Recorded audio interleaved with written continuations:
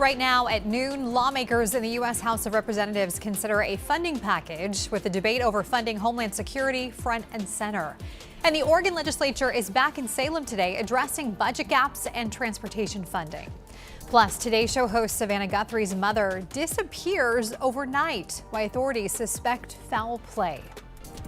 And later, with less than 5 days until the Olympic opening ceremony, one figure skater is hoping to bring back the Olympic sports glory days. Your News at Noon starts now.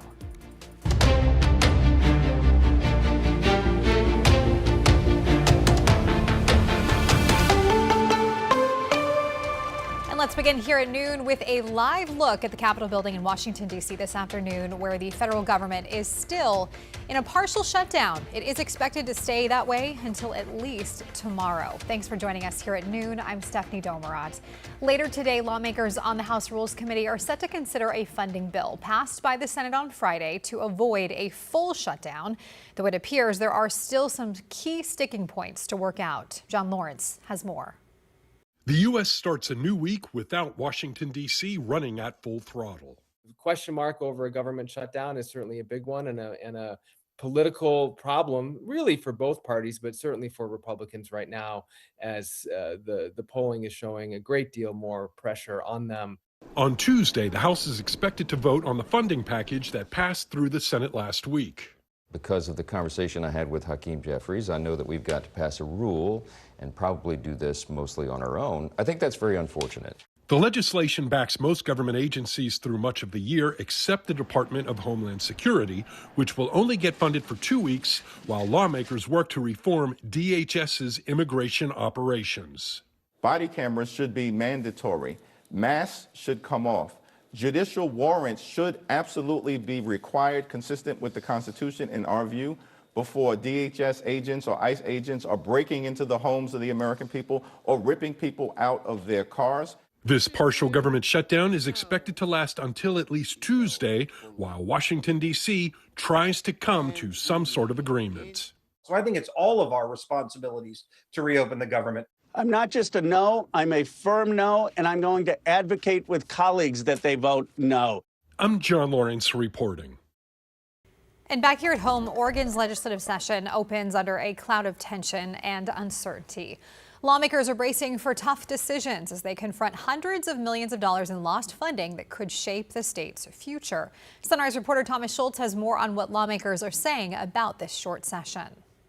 The biggest priority this year is balancing the budget after the federal government slashed $900 million from the state budget, and state lawmakers here in Oregon don't have much time to grapple with the change. The short legislative session lasts just 35 days, and lawmakers say these cuts will have an impact that lasts a whole lot longer. And what's worse is that this is going to be a long-term problem. We are looking at cuts to programs like Medicaid and SNAP of about $15 billion over the next 5 to 6 years. Leaders will also focus on filling a nearly $300 million budget gap in the Department of Transportation. For more than a year, Democrats and Republicans have clashed over the best way to support the agency. Democrats have long argued for more funding. Republicans say ODOT already has enough money to accomplish its primary objectives. I will say that there have been very thoughtful, specific conversations about existing dollars in the Oregon Department of Transportation. These are tough choices. We don't want any more taxes, but we can resolve the ODOT budget without raising taxes. Meanwhile, Governor Tina Kotek also plans to propose legislation about boosting the Oregon economy and adding more affordable housing statewide, but there's not a whole lot of time in this short legislative session. It ends on March 8th. In downtown Portland, Thomas Schultz, KGW News. Meanwhile, the legislative session in Washington is nearing the halfway point. There are some major movements so far. The Washington Senate has passed a bill that would prohibit most law enforcement officers, including federal agents, from wearing masks while interacting with the public. That bill heads now to the House. And a bill that would lower the legal blood alcohol level has narrowly passed the Senate. The bill would lower the BAC from 0.08 to 0.05. Lawmakers were divided on how this bill would change drunk driving crashes. It's about changing the culture of driving in our state. I believe that when we pass this legislation and it becomes law, we will not only be safe, but we will feel safe on our roads.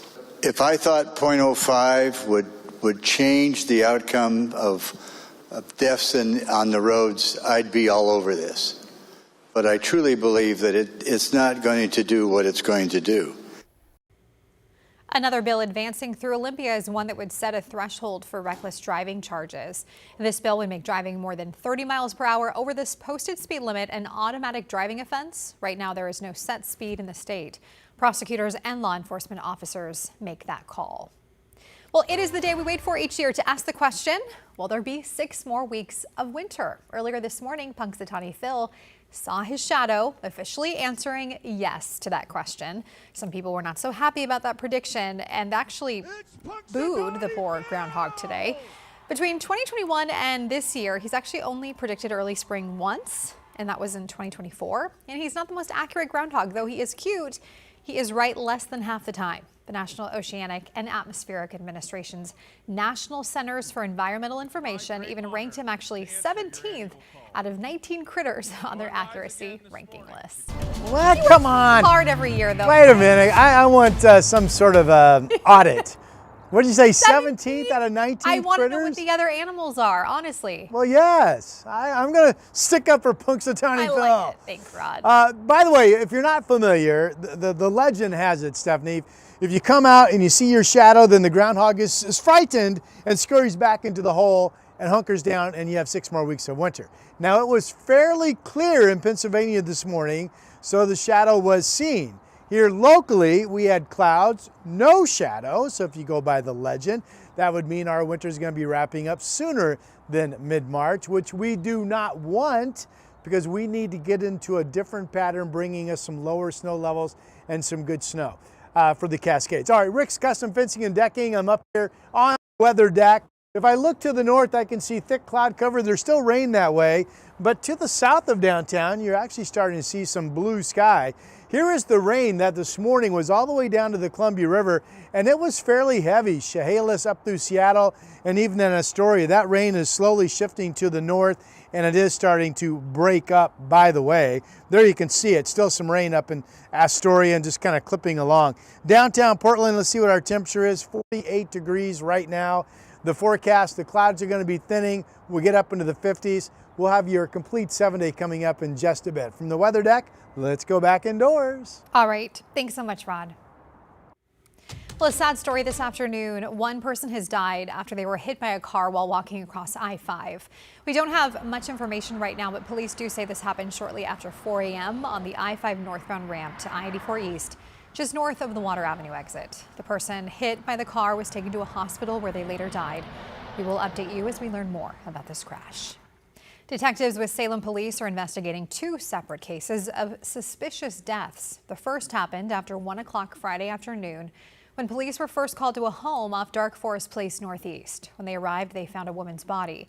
And then around 6:30 that evening, they responded near Wallace Marine Park where they found another woman's body. Right now, officials say they don't see a connection between these 2 cases and say there is no threat to the public. Oh, good boy, Blotz. Blotz. Good boy. Good boy. 6:15, we got the backpack. Let's go, buddy. Good boy. Well, this was the moment K9 Sly and his partner found 2 bank robbery suspects' backpack in Newport. The Lincoln County Sheriff's Office says 2 men stole more than $50,000 from Columbia Bank in Depot Bay Thursday and held staff at gunpoint. Newport police were able to track both suspects down along with the money they stole. Both suspects are now in jail. Good job, that dog there. All right, let's get a look at your national headlines this afternoon. The mom of Today Show host Savannah Guthrie has been reported missing in Arizona. Officials say 84-year-old Nancy Guthrie was last seen in her home outside of Tucson just before 10 o'clock Saturday night.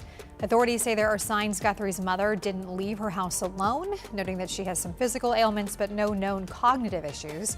The local sheriff's deputy says the homicide team is involved with this investigation, which is not standard for cases like this.